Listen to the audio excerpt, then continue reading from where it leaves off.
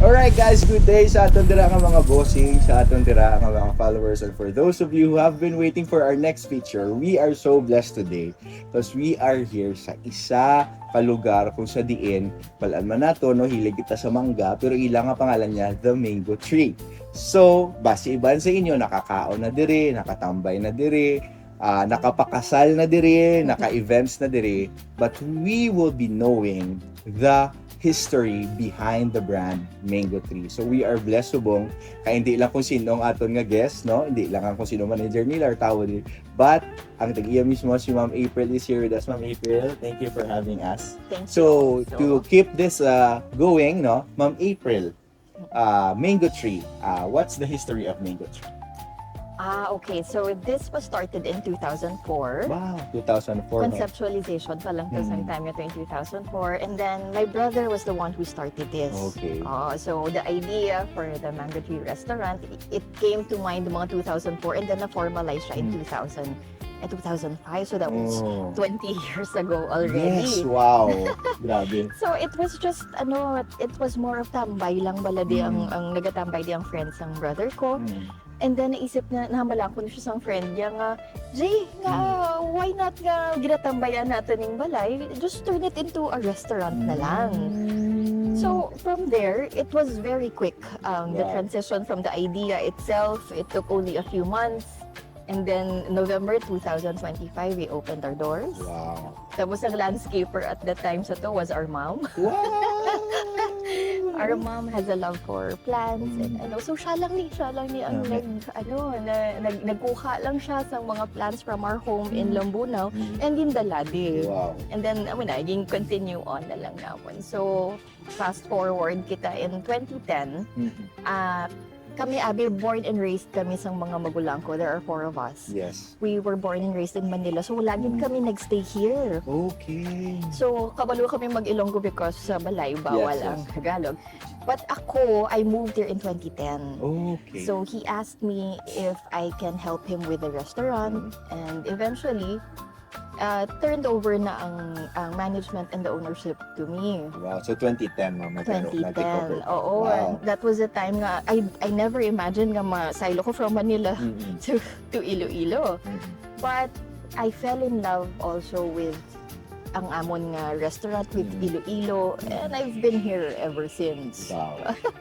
So si Ma'am April gali ang isa sa mga nag-hands-on kay diri gali Ma'am April sa Mango Tree. So anyway, speaking about the first year siguro Ma'am April of Mango Tree, amo na to from a house you converted it to a mini restaurant or kapihan or tambayan. So how did ang mga tao naman nag-react sa pag-open nyo guys sa 2005?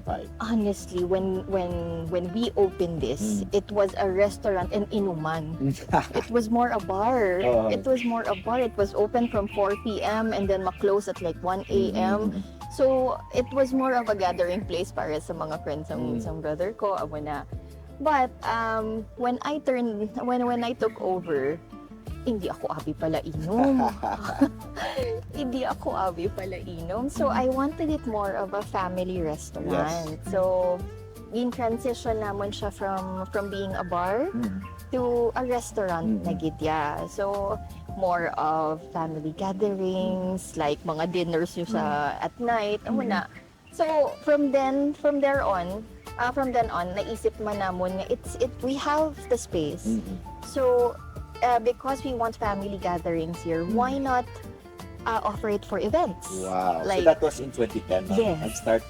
So si Ma'am gali ni may pakana sa events dire tapos Ma'am. events. It was already, we already had the garden, so it was a nice place for like intimate weddings, Yes. for children's parties, Yes. because madalagan man lang ang mga bata Yes. di ba? If pakita sa inyo later on, we have a pavilion at the back Yes. that used to be just a tent, a small. It used to be just a small tent which could only accommodate mga 30 katao, 20. And then kaluyan man because the response of the people who've had events here was so good. We wanted it na to give them a space for bigger family gatherings and So grabe no, grabe ang transition niya, and siguro ma'am, let's go back. The Mango Tree. Yes. Was that really the name since 2005? Yes, well, the Mango Tree Bar and Restaurant. Okay. And now it's the Mango Tree Events na ni siya, restaurant and events. And if you look behind us, this is the Mango Tree that inspired it. Yes. It's always been there, by the way. So even when we So gabunga pa ni siya, ma'am? Yes, Indian mango na. And kanamit sila actually. And the joke here always was, if mahulugan ka mo sang Indian mango, libre ang inyong pagkaon. Kay, di ba? Dinadida ni mangga na So medyo, lang, na nga every year, mga early part of the year, ginaubos na namin as much as possible. Because na gani. Yes, tama na nga ba. So sino nag-plant ni ma'am?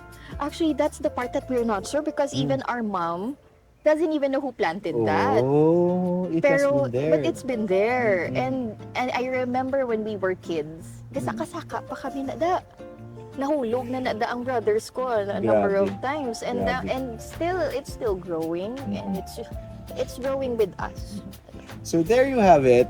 Kita ninyo, no? It started with just an idea. It started with just nga, hey, why don't we just turn this place into a restaurant, naging resto bar now. It is already an events place. Ma'am April, the reason also why we do this at Brand Boss is for the next generation. Maybe they have a place, nami man, kasi or may mga mangga man, or may mga kahoy man, and then maybe they are also, may heart man silang i-convert it into something maging base makatuan sa mga tao, not just here sa city, base anywhere sa Iloilo, no? So ano yung Ma'am April ang imo nga ma-advise sa ila in making that happen?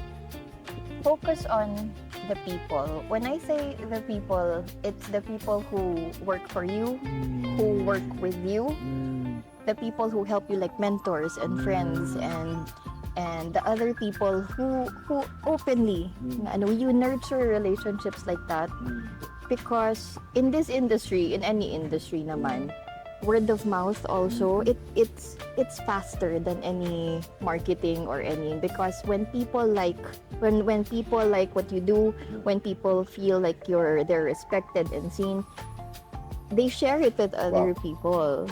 So, and the people who work with you and for you, and in our case also, we have staff who've been here for however long this has been. So, kumbaga, because they're the people who's going to keep this going, na ang advice ko is really nurture relationships with people. Not just with your friends and your family. Those are already given. But the people you work with and work for you, and the people who help you. Wow. So, because you won't get very far if you chase success. But character-wise, it's lacking. Hindi ka gid na mag-senso tuod. Grabe, and what I've noticed is, talking with Ma'am April, tutuod lang, siguro, sa ako niya personal, ang vibes ng Mango Tree, do parasin sang vibe ni Ma'am April. So technically, okay, that's the reason why do ka welcoming, do ka homey lang, do ka kanami lang diri. Anyway, Ma'am April, no? Talking about business naman, what was the greatest, ang pwede mo lang ma-share, Ma'am, challenge that you have faced diri sa Mango Tree, kung paano niyo na-overcome? I've shared this also before na the greatest challenge was during COVID time, because everything was shut down. Yes. Diba? Everything was shut down. We couldn't move. Businesses also went under during that time. In our case, because it was like a few months, I think, na hindi gid pwede ang gatherings, and we thrive on the event. So we had to close, I think, for a month and a half na completely so we had to, syempre, all of the events were canceled, so we had to give back ang tanan pa lang ng payment. So financially, that was really a big hit. And then when we reopened, medyo pa ang mga tao bala? Medyo hesitant pa sila. Yeah, so the struggle there was more of, how do I support my people, ang staff ko, because they also have families to feed, and so it was more, that was such a struggle nga. It didn't matter nga gamay lang ang kita, because nga nga it'll come if you just keep at it lang bala. But the struggle really was, how do I provide how do I provide income and for other people. Kay kung ako ga-struggle, paano na lang niya ang iban. Yeah, so thankfully, we survived that period man na pero that was really a big struggle. Grabe, no? Oh, because in it's business, Yes. 'di ba? And then when people don't come, wala sang income. Wala. So, there you have it, Ma'am April. I know ang tanan niya nga nagapamati subong and who will be watching this video are already asking, okay, we had know already Mango Tree, we know the story behind the business. So, subong naman, they wanted to know kung anong mga pwede nila diri i-avail, ano ang guide to serve mga pagkaon, paano sila mo-reserve sa ilang events, and so on and so forth. Oh, so you can have biskan solo eater ka lang, you can dine here on your own. You can dine. We offer like dates nga kung mga dates you have a special occasion, di ba? It can be as simple as a meal to birthdays to baptisms. We've had that, by the way. We've had like diri nag-propose o pwede man kamo di ka propose if you want. We've had that nga diri sila ging engaged. Wow. And then diri man sila ging kasal. To their baptism sa bata nila. Tanda na. Sala na nga events ang inyong family. Oh. Yes, we can cater to 100, 150 persons. Again, it can be lunchtime, afternoon, dinner, or what. We serve mainly Filipino food, but we also have like other dishes. Also, we also have drinks, alcoholic, but just a minimal because again. Si Ma'am Gabi.